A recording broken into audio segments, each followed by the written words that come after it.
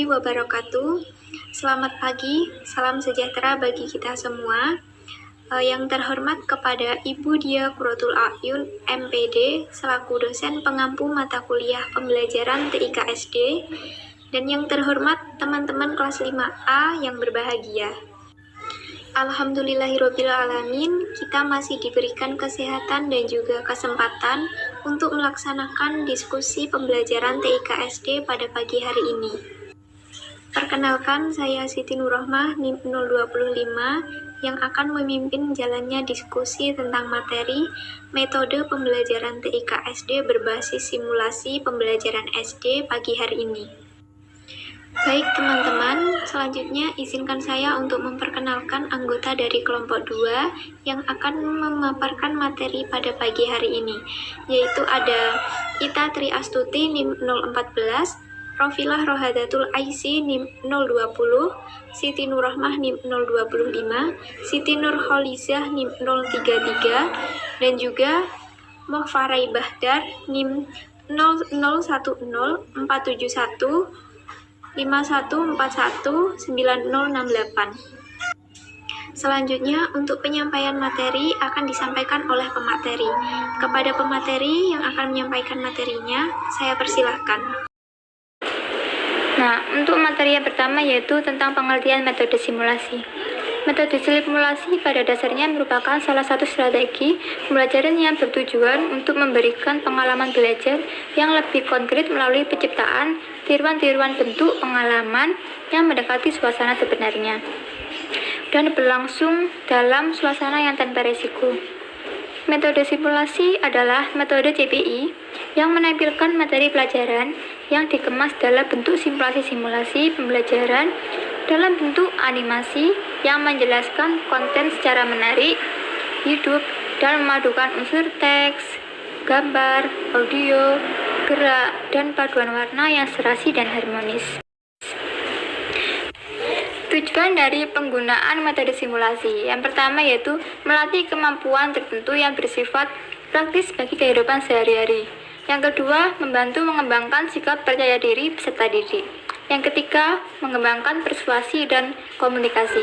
Yang keempat, melatih peserta didik memecahkan masalah dengan memanfaatkan sumber-sumber yang digunakan untuk memecahkan masalah. Yang kelima, memberikan motivasi belajar kepada siswa. Yang keenam, melatih siswa untuk mengadakan kerjasama dalam situasi kelompok.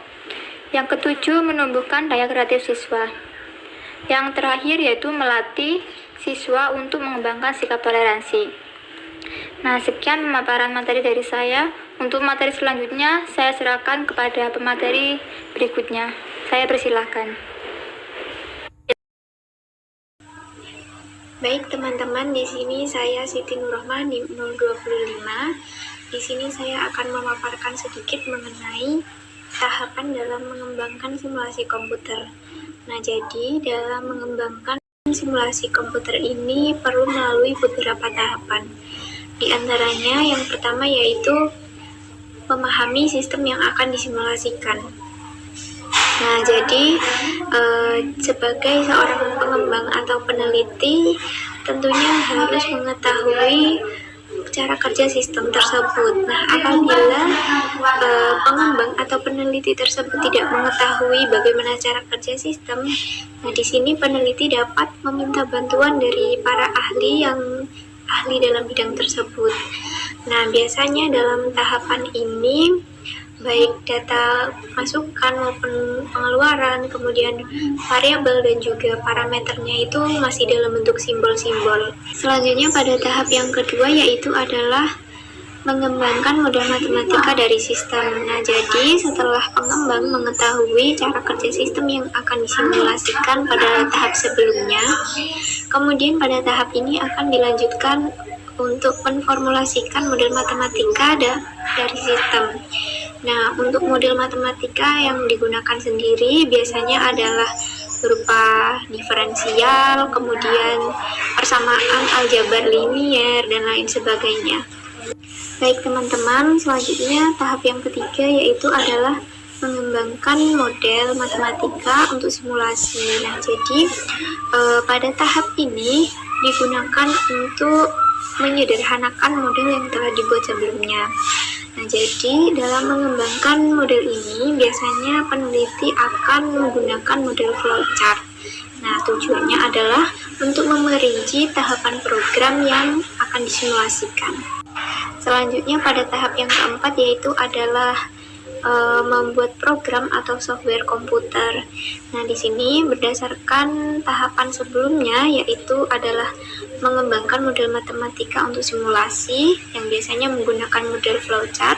Nah, selanjutnya pada tahap ini pengembang bisa langsung mengimplementasikannya untuk membuat program tertentu. Baik teman-teman, selanjutnya yaitu tahap kelima adalah menguji, memverifikasi, dan juga memvalidasi keluaran simulasi.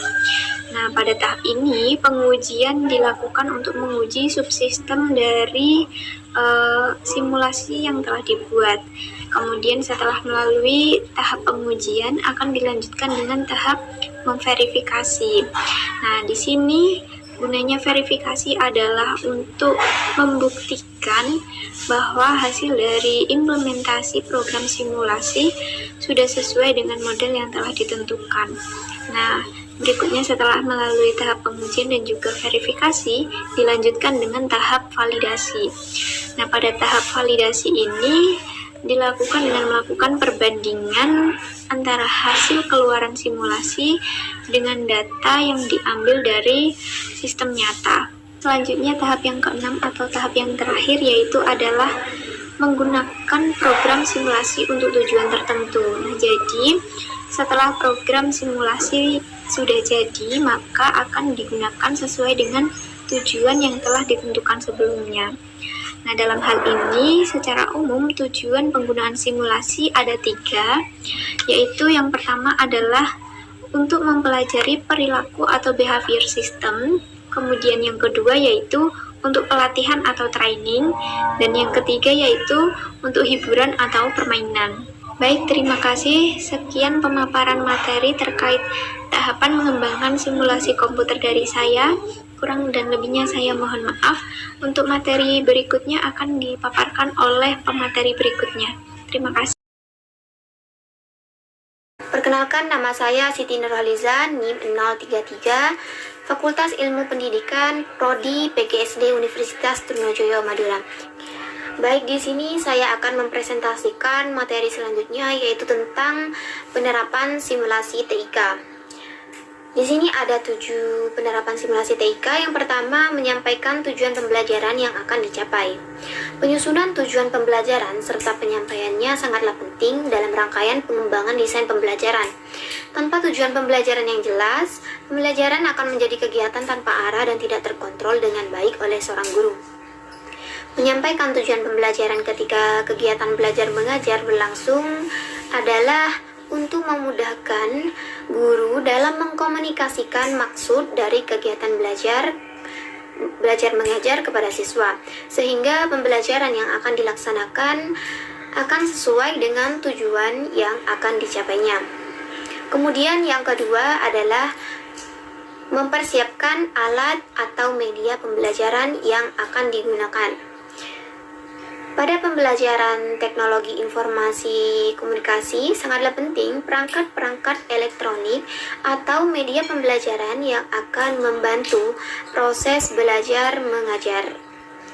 Media pembelajaran ini merupakan alat atau bahan yang nantinya akan digunakan dalam kegiatan belajar dalam rangka untuk merangsang siswa untuk belajar dan meningkatkan interaksinya dan minat belajarnya dengan tepat.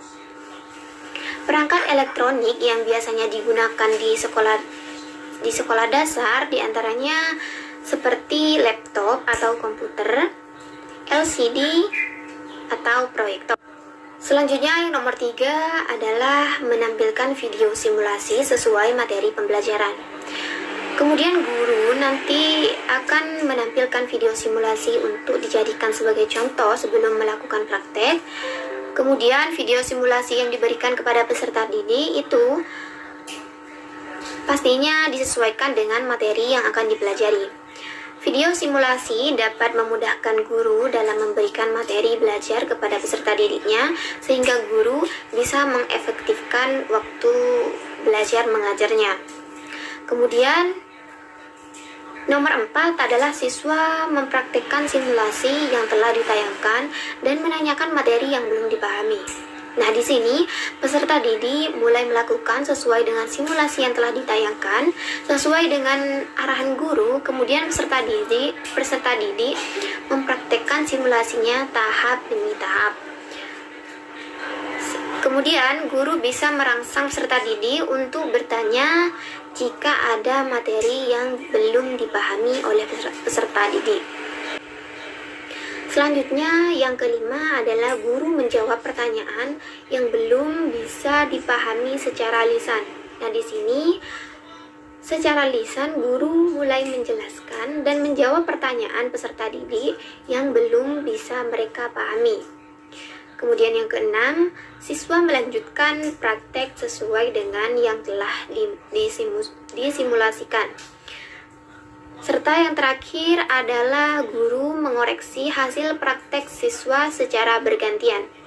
Nah, di sini peserta didik yang telah selesai melakukan sesuai dengan simulasi yang ditayangkan, maka guru akan mulai memeriksa dan mengoreksi hasilnya secara bergantian. Terima kasih. Ya, baik, terima kasih. Assalamualaikum warahmatullahi wabarakatuh. Perkenalkan, nama saya Muhammad Farhi Bahdar. Saya dari jurusan Pendidikan Guru Sekolah Dasar, Fakultas Ilmu Pendidikan, Universitas Negeri Gorontalo. Nah, kali ini saya akan melanjutkan presentasi yang telah disampaikan oleh beberapa teman saya. Nah, kali ini saya akan menjelaskan materi terkait dengan kelebihan metode simulasi itu sendiri.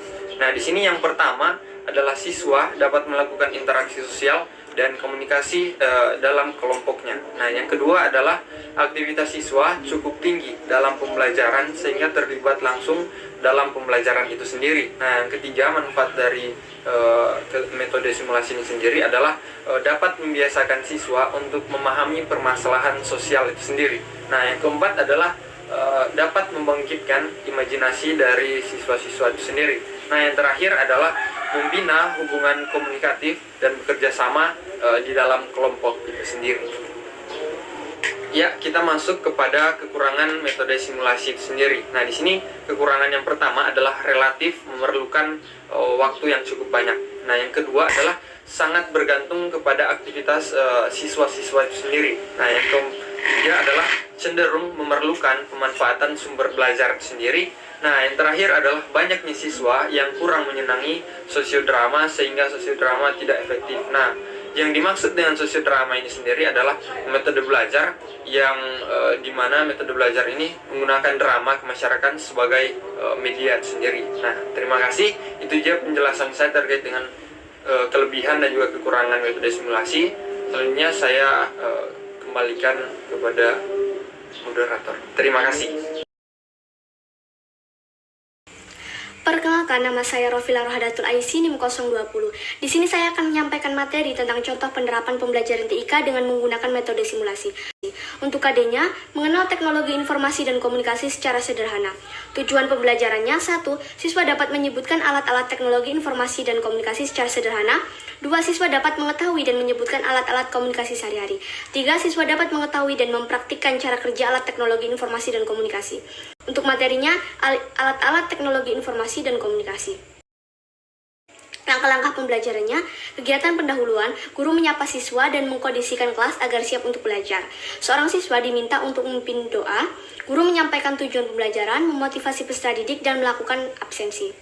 Untuk kegiatan intinya, guru menyiapkan media pembelajaran berupa komputer dan LCD. Guru menyampaikan materi definisi teknologi informasi dan komunikasi, serta macam-macam alat komunikasi sehari-hari melalui PPT. Guru menampilkan video animasi, yaitu simulasi cara mengoperasikan komputer.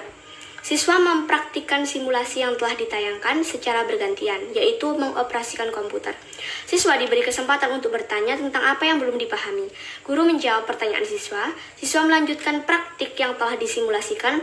Selama siswa praktik, guru mengkoreksi hasil praktik siswa secara bergantian. Untuk kegiatan penutup, Guru mereview semua kegiatan pada hari itu dan meminta siswa melakukan refleksi. Lalu pelajaran ditutup dengan berdoa bersama. Terima kasih. Terima kasih kepada pemateri yang telah menyampaikan materinya dengan baik. Untuk selanjutnya, diskusi akan dilanjutkan melalui WhatsApp group. Terima kasih. Wassalamualaikum warahmatullahi wabarakatuh.